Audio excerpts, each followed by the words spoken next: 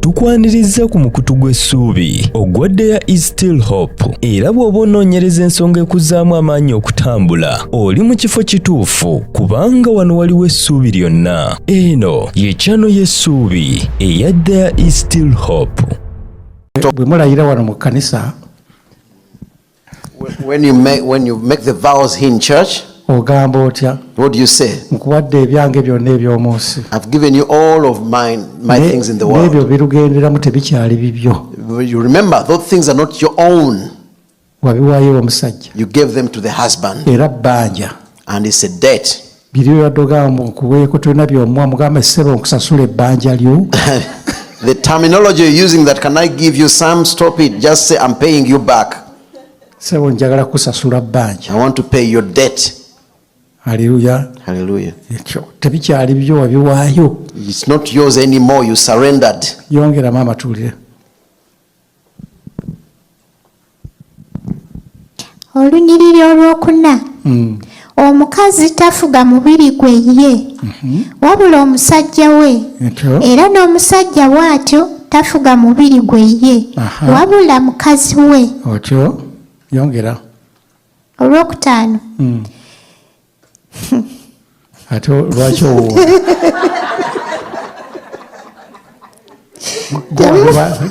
Wabiwandiika bisome. Yesu nsaasira temummaŋŋananga wabula mpozzi tebakawulidde mama.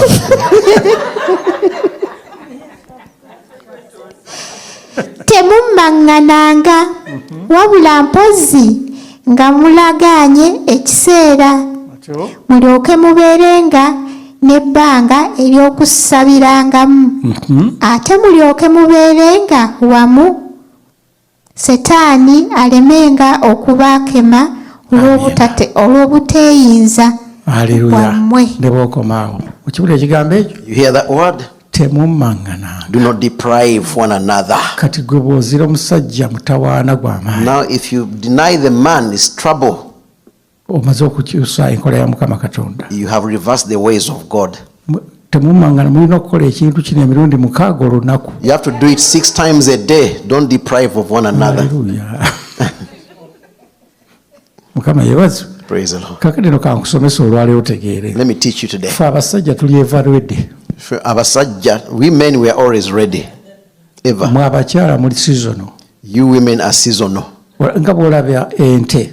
As you see a cow. Ente bw'emala okufuna eggwako teyagala kuddayo kubeera n'asajja. When a she got a cow gets not a bull, but a cow gets pregnant, it doesn't want to sleep with a bull anymore.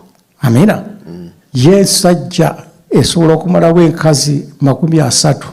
But the bull can go around sleeping with or having sex with every cow. Nsajja ndala giyambako. Doesn't want another bull to help. Ne bw'ebeera nkoko empanga waka ebeera egi nemalawo 6. Even if it's a hen. Hallelujah. Amen. Kakati oli mukyala. For you, a woman, oyagala omusajja abeere ku ggwe wekka. You want the man to be only on you. Naye oli munafu. But you are weak. Amina. Kati olwaliro njagala osabe ekisa. So pray for the grace of God. Ogambe Mukama. Say, God, onyambe. Help me. Mpe ekisa. Give me grace. Nsobola okwefuumula nga bwe kisoboka. So I can be ready and submissive. Goyagala omusajja abeere ku ggwe wekka. You want the man to be only on you. Naye oli munafu. But you are weak. Toyagala atambule bweru. And you don't want the man to go out. Omusajja ali ever ready. But the man is always ready, ever ready. Every time he's ready. Mukama yebazo. Praise the Lord. N'olwekyo obunafu obwo njagala obweyambula olwaliro. So undress yourself of that weakness. Pray for grace. Mwolo omuyagamba nti nze Musumba nali simanyi nti ebintu bya buli lunaku bwe bityo. One girl told me, Pastor, I didn't know things are every day. Bya buli lunaku si bya buseera. It's every day. Atugambye okujjako nga mulagaanyo ate mumala kulagaana. Unless if it has to be consensus. Si kugamba nze ndeka ndi mu kusiiba. Don't say for me I'm fasting, leave me alone. Tolina by'osiiba osiibira bwereere. You are fasting for nothing. Emabega nga waliyo akaaba. When somebody is crying behind you, you are fasting for nothing. Hallelujah.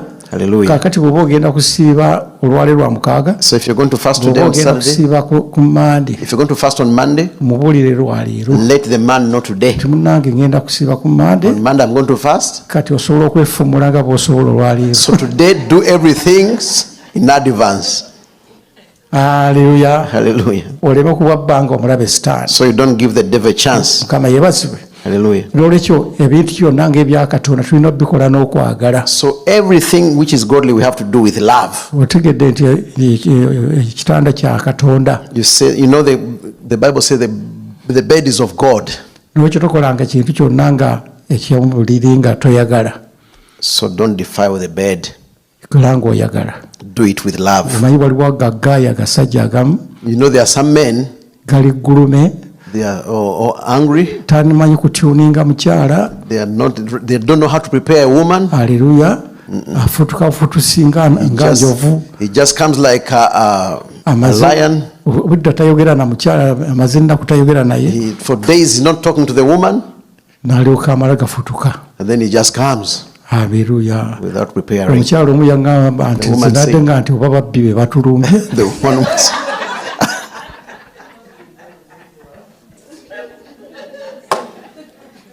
Hallelujah. Ze nagenza okulira ng'okugulu bwe natidde nnyo nadde manyi nti babbi batulumbye. Hallelujah. Amen. N'olwekyo akati gwe mukwano gwange bwe gambye wali ku lesson esooka. In the first lesson.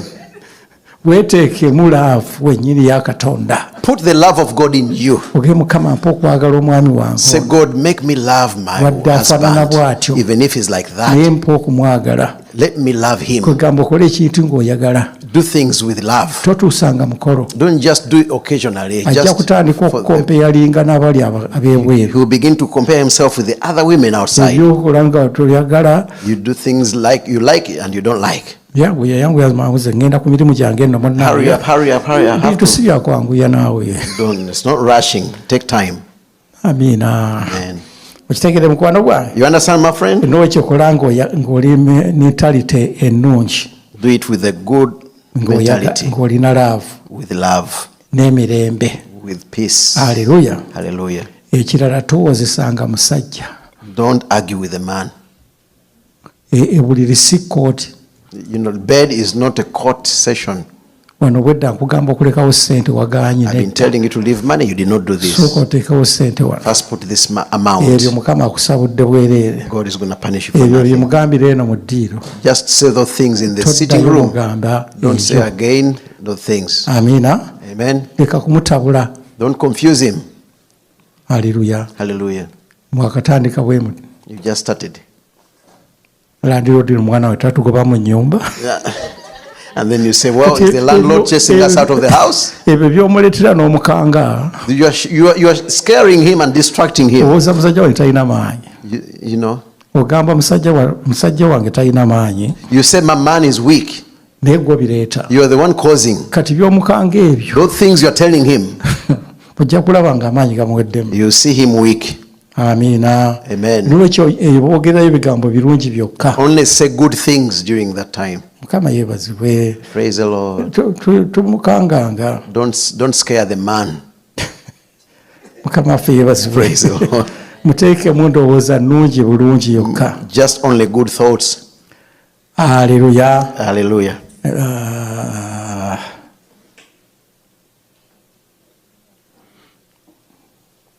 Kwegamba nga omanyi waliwo abaami abamu. There are some men. Nga abeeraawo tabifaako. He doesn't care much about ali ku TV, sex. He's only watching ali ku laptop, TV, sawa musanvu munaana gwa kiro, 2, 1 in the morning. Nodda mu buliro ga oba tayafaayo alekeyo. And then you say, I don't care if he doesn't care. Let me go. Now you're losing your home. Ate nga naawe abakyala mulina ensonyi toyinza kweyogerako. And no, you're not bold enough to talk about what you want. Kati mulimu mu luzungu kye bayita body language. In English, what we want you kozesa ebintu ebitali byakamwa.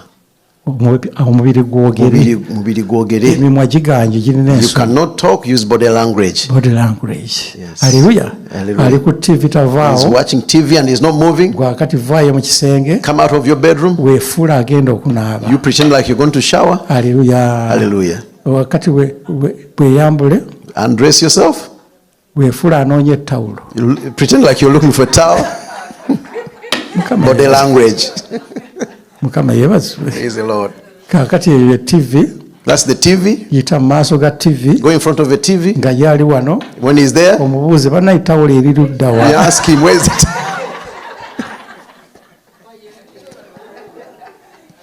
Olusonyisonyi olwo njagala ndukumalemu. Stop being shy. Nange ettawula eri wanfudde banna. Nedda. Where's the towel? Emikono ge banna ettawula eri. Put up your hands and say, where's the towel? Ne bw'oba ogirabye era sooka oyitewo oyitewo. Even if you see it, pretend like you haven't seen it. Hallelujah. Era ojja mulaba abadde ali ku TV nga You see that the one who was watching a game on TV, tagenda gisigalako. he was not going to stay on the TV. Amina. Amen. Lwaki teweekakalubiriza bulamu ng'olina body language. So if you have body language, you don't make your life Mukama yeebase. difficult. Omukyalo omulala ye atugamba nti ye tatawana n'ebyo. Yeah, another woman said, I Abulaba don't ali ku care. TV. When he sees him on the TV, TV eri wano ye the atudde TV is wano there and he's seated there. nga aleeta essimu He brings the phone, she brings the phone ne charge. and the charger. Haleluya. Hallelujah. Nga yeefuula acharginga. And she pretend like Omwami she's atudde wali charging. The man is nga there. acharginga. Charge.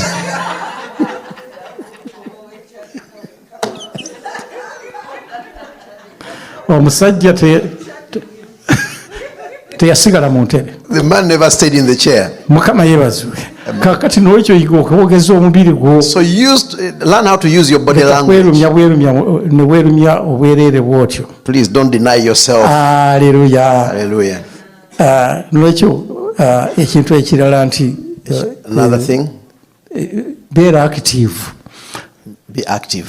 Tobeeraawo n'osirika busirisi. Don't be quiet. N'omusajja tomusirisanga. Don't make the man be quiet. Ebyo ebyakasirisa abasajja tebabyagala. Men don't want women who are Jjukira quiet. kali akawola keefumbula kali kokka. Remember the other girl is by herself. Lowooza sirika batuwulira sirika batuwulira. Don't say that. Don't stop saying that. Oh, be quiet. They are hearing us. Alisirika kutuuka wa. To be quiet for how long? Mukama yeebazibwe. Praise the Lord. Kintu kimu kyokka ky'otyanga baana. Just be afraid of children. Naye bano abeesuza awaka omuddira abo tobatyanga. But all those people, visitors who come and spend night, Kyekigenda n'obbagoba awaka that's ekyo. why they won't come back home. Ekiba kyaza olutaggwa. They won't come back visiting. Naye bwakati bwodda nti ate abagenyi batuwulira abagenyi. But stop saying, giving reasons. Oh, they are hearing us. Haleluya. Hallelujah. Era omukyalo omu yatugamba And one woman said nti yali akyamusirisa. he was trying to quiet the man or the woman. Sirika batuwulira sirika. Please, they are hearing us. Naye yamugamba obudde buyise. But it was too late. N'alyoka amugamba nsirisa. Okakkana ng'abireekaaniddemu ati. Munyanyi munno omugaye tosirisanga musajja muleke yeyagale. Haleluya. Amen. Kakati eno ye science gwenjagala okusomesa That's the mukwano. science I'm teaching you, my sister. Kwegamba okuviira ddala mu ddiiro paka mu kisenge obeere From the ng'oli godle. sitting room up to the bed, you have to stay godly. Amiina. Amen. Ate mu buliri tebawemulirayo. Tekuba kuwemula. So in bed, it's not using curse words or vulgar Mu words. buliri In bed. ekitiyo bakiyita kitiyo. Spade is a spade. Haleluya. Hallelujah. Mukyalo omu yagamba Musumba omusajja awemulira mu buliri yansobera.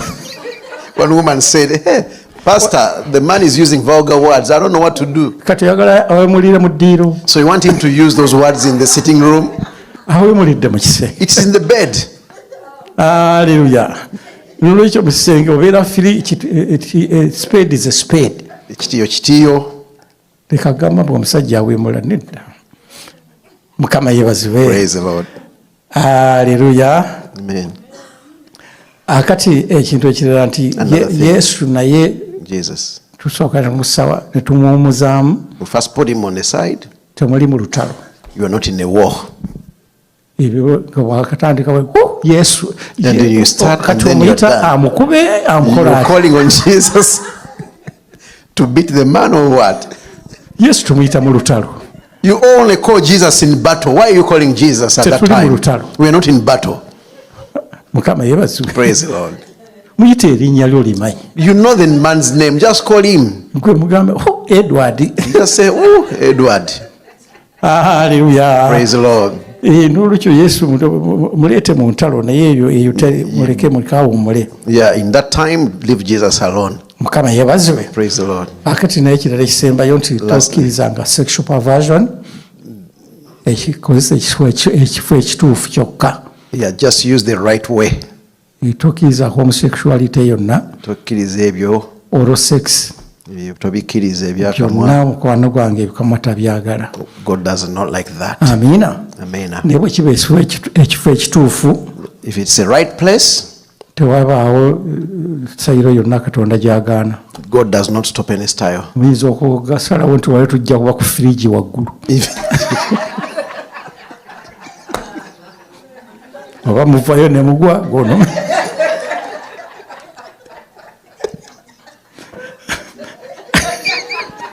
Haleluya.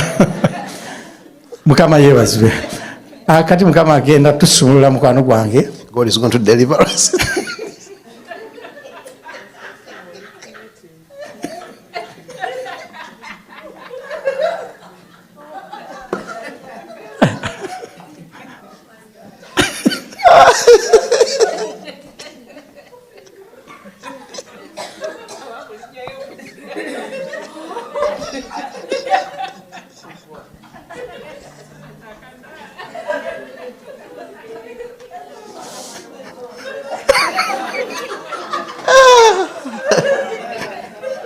Enjiri etabuse.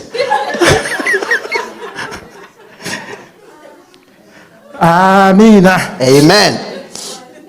Kale twagala tuyingire mu kusumulwa. So get into deliverance. Bino ebyomukisenge. The things in the bed. Saba Katonda akuwa ekisa kyabyo. Pray to God to give you mercy and Ogenda grace. kulaba amaka bweganyuma. You're going to see how homes Kubireko omugalo go. Katonda waffe. Clap your hands to God. Kale tuyimire ku bigere byaffe. Stand up on your feet. Akatambi ako kawuliriza bulungi nnyo.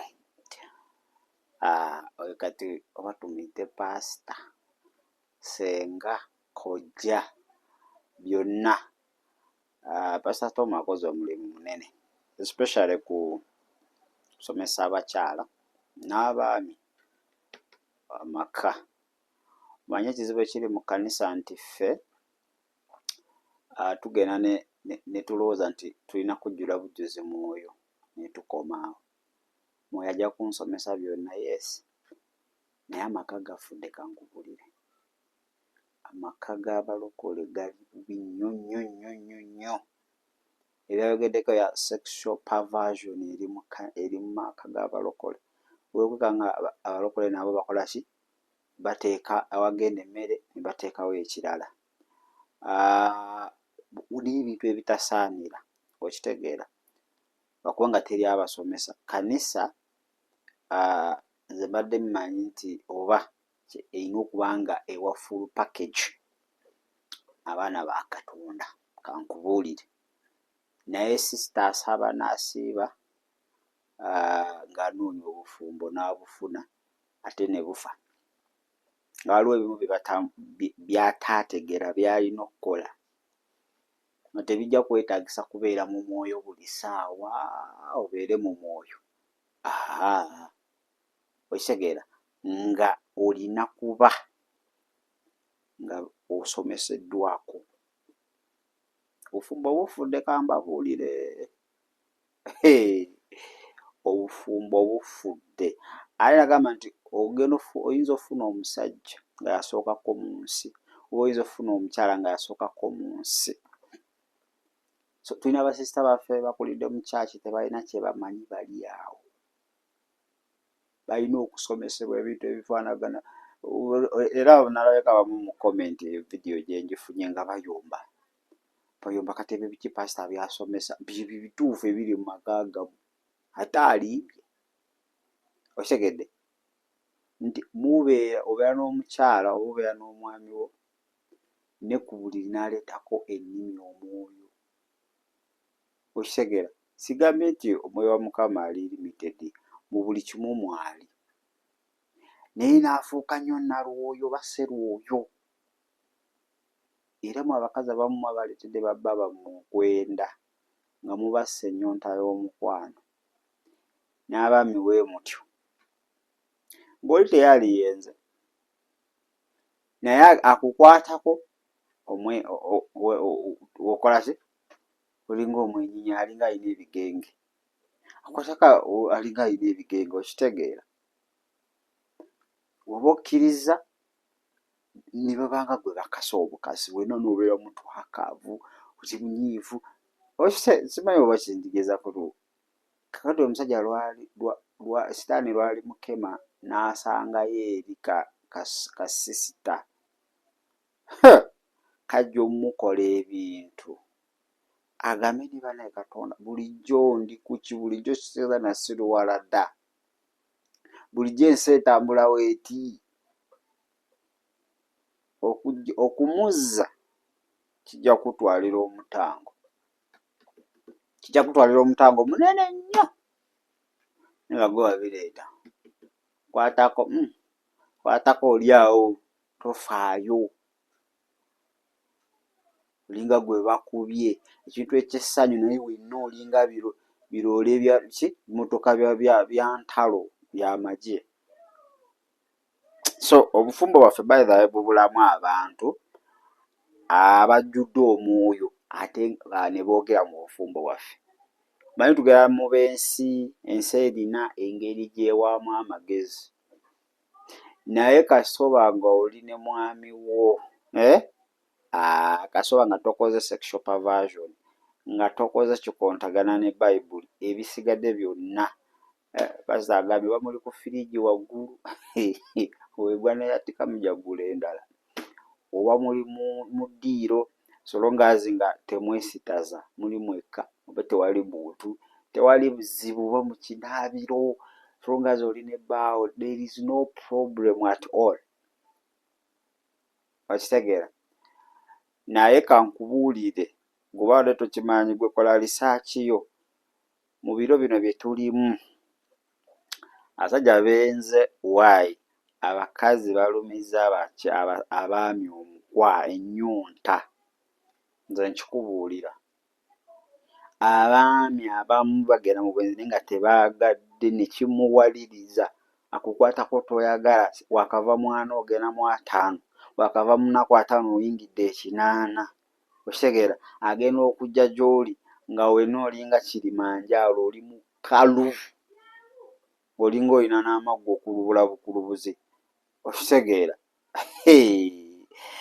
naye atukisanaga naye bino sibitegeera naye nga takyalina kwagala buli ssaawa 5 7 tunoonya mukama si kibi munoonya mukama naye let me tell you olina sooka kutereeza nnyumba yo. So ako kadde kaba abafumbo bokka 18 and above. Biro olina byoyizeemu gwatalina byoyizeemu ate toyomba biba tebikoledde abireke. Nze desiropu ngenda okuleetera ekintu mubeeramu wadde point emu ng'ejja kukolera abantu obufumbo bufudde mu bintu bino bintu biri simple just ng'alina kutereeza mu katono kati okitegeera katono kati naye gwe tolinayo wadde kasikiriza bbaawo mwami mukyala wo ne mu buliri osula mu mpale empanvu jiini okitegeera obukazi bataali basulira okusula mu mpale mu buliri empanvu awo nno obufumbo bwo buli kawuzi kalebeerebwe okitegeera there is no love at all nga wakati wali mukwano olaba n'ebisolo biba n'omukwano naye ennaku zino obufumbo muganda wange eringa geena maama era mwababugjamu tobugjamu na kwaka kokwaka kokujja kuzikira okakase bagamba noonya mukwano gwo okitegeera. So gwe baddayo mbaga babadde basomesa ki abapoliisi ekisooka 7 agamba now concerning the things of which you wrote to me it is good for a man not to touch a woman, nevertheless because of sexual immorality let each man have his own wife and let each woman have her own husband. Let the husband render to his wife the affection due her, and likeness also the wife to the husband. The wife does not have authority over his own body, but the husband does. And likewise, the husband does not have authority over his own body, but the wife does. Do not deprive one another except with consent for a time, that you may give yourself to a fasting and prayer and come together again, so that Satan does not tempt you because of lack of self-control. Okitegedde? Togera mwana mwataano mwami temuteeseza tomugambye naako tabikiriza nti pasita yalangiridde muganda wange olaba bamu byotajja buuliro jayingirawo otyana omanye nti agaano gayingidde naye agenda funayo anaageewalala. Bintu si bya foosi. Olina okuba ng'okkaanyiza n'omwana n'omutuula n'omugamba mukyala mwami nti tugendako mwana nti ye emundu tusooke tuzizeeyo kugombolola nti baasi. Naye akati gwe oluusi n'omwami si mulokole, okitegeera, gw'okutta emundu oziza kugombolola nakwana, oba tozijja nayo ng'oyongerayo ennaku endala 5, tozijja nayo ngo omwaka omulambo gukubye wali. Okitegeera, togera kukwasa mu bufumbo, ze nkubuulira, togera kukwasa mu bufumbo. Basisita mwetaaga obuwulirira, naddala ensonga z'omu kisenge. Obufumbo bungi bufudde obw'abalokole, naye ng'ensonga ya mu kisenge awo ng'obulamu nnyo gye baba twetaaga bassenga mu kkanisa. Okitegedde, abajjudde omwoyo wa Katonda. Bano abaana bano bababuulire, otherwise bano abaana bagenda lemererwa, bajja sigala mu gayumba lwa mpeta na kisatifiketi kye baasayininga, naye ng'essanyu eri omwami n'omukyala, maama ne taata tewakyali. Yange bikomyawo. Gamba Yesu, nkwebaza nkuwa obulamu bwange obeera omulokozera Mukama wange. Nsaasira wonna we nkoze sexual perversion, naze n'omusaayi gwo ntukuze okuyita mu Kristo Yesu Omwana wa Katonda omulamu. Amiina. Oli ajja kubuuza sexual perversion kyeki? Sexual perversion kwe kola ekintu ekiri opposite. Katonda agamba omwami n'omukyala, gwe naawe n'okyusa. Katonda agamba akamwa kakulya, gwe n'okolamu ekirala. Katonda n'agamba eri livansi nti ye omala okulya waliwo ebifuluma n'ogenda emmanju, ate gwe n'okolerayo birala. That is perversion. Perversion etuuka ne extend nti oli wa myaka 7 ate oyagala bwa 12, 15, eba perversion. Okitegeera, ogw'omwoyo gwo gujjudde mu bufumbo bw'abangi era gukosezza obufumbo bungi. Kale kanetolemuko katono, wenkoma bingi betugenda okuba nga tutwogerako. Nkwagaliza olunaku olungi, tusinkana olunaku olw'enkya. Weebale kulaba chano y'essuubi eyadda ya Still Hope. Kati nno bw'obuzibbwa bujja, subscribinga ku chano era omala onyiga akade osobola okwegatta ku buweereza buno, nga wano buli kye tuteekayo gwabeera namba emu okukifuna. Gw'ayagala okusabirwa oba okuwanirira obuweereza buno osobola okuyita ku namba zaffe okuli eya WhatsApp eya 07241447 oba eya 0761088315. Osobola n'otufuna ku email eya tshitv74@gmail.com. There is still hope. Omukutu gw'essuubi.